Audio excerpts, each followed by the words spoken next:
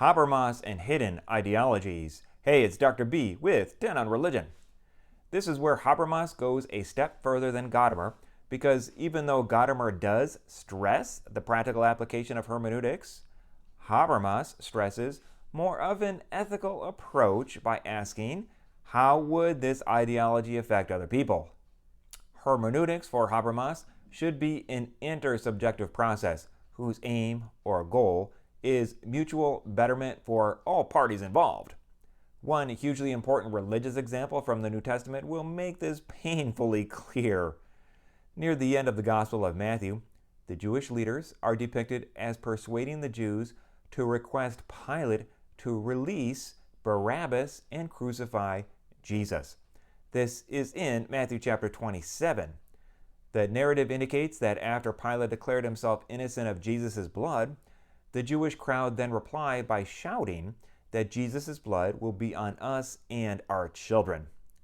Since this narrative was likely written by a Jewish community somewhere in the Roman Empire, living 40 to 50 years after Jesus' execution by the Roman leadership in Jerusalem, why is this scenario included in the narrative? Because it was written after the destruction of the Jewish Second Temple in the year 70 CE. What does it all mean? This is where hermeneutics, the art of interpretation and understanding, comes into play.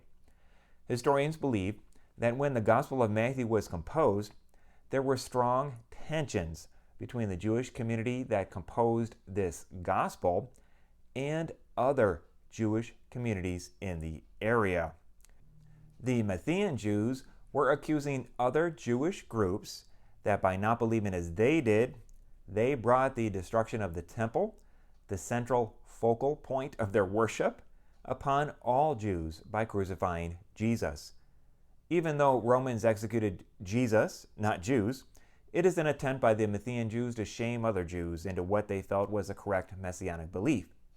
For thousands of years, this has been misinterpreted and thus understood by Christians with enormous consequences of many lives. So, does Habermas have a valid concern about hidden ideologies in tradition? I'm pretty sure that would be a yes.